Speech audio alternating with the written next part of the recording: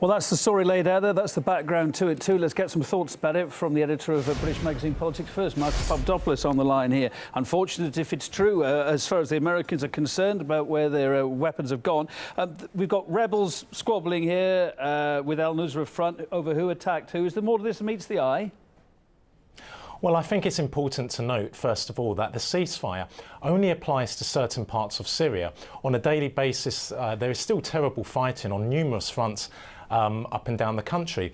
But this report is no surprise whatsoever, because the Americans have not relinquished their objective of trying to overthrow the Syrian government. And of course, America's allies in the region, Turkey and Saudi Arabia in particular, are also trying to overthrow the Syrian government. So even though we have a ceasefire in parts of the country, a ceasefire that we should support, a ceasefire that was largely brought about by Russia, still the West and its allies are trying to achieve their objective.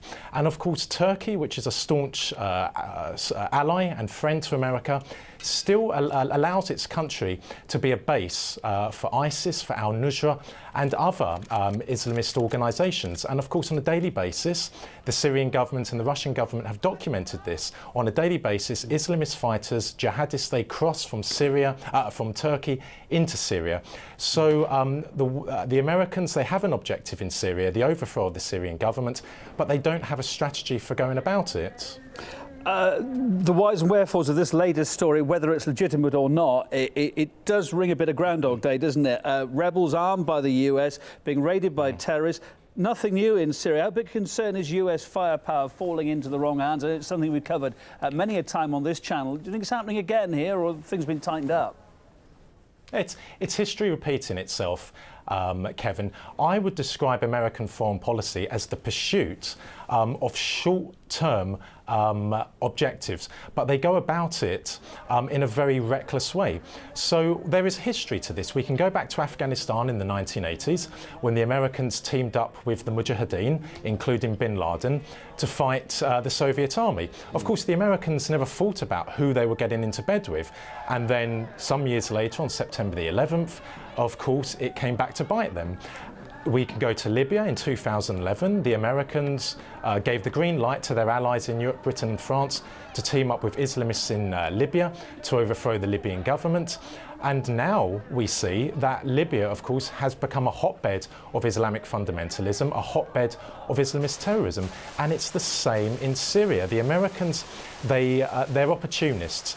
They see an opportunity to achieve an objective in a geostrategic part of the world, and now we're talking about Syria. And of course, the way you overthrow the Syrian government is to work with some of the most deadly enemies of the Syrian government, and they are Islamist fighters. And let's not forget, IS, al-Nusra, Free Syrian Army, they are all Islamists. They are all Islamist terrorists. They are all as dangerous as each other. It's just that they've had a brotherly falling out amongst themselves.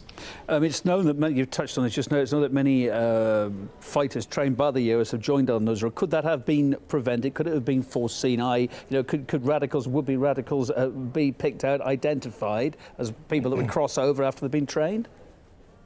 Well, let's just clarify something.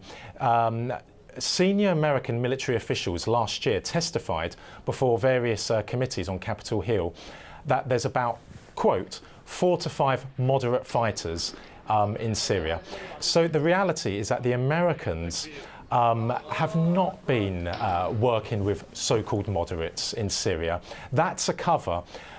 Who they've been working with are hardened Islamists, hardened Islamist terrorists, just as they did in Afghanistan with the Mujahideen, just as they did in Libya. And you know, Kevin, the only moderate forces in Syria, the only secular forces in Syria are the Syrian armed forces and the Kurds, the YPG. Marcus, thanks for being on the programme. Editor of Politics First, Marcus Papadopoulos there from London.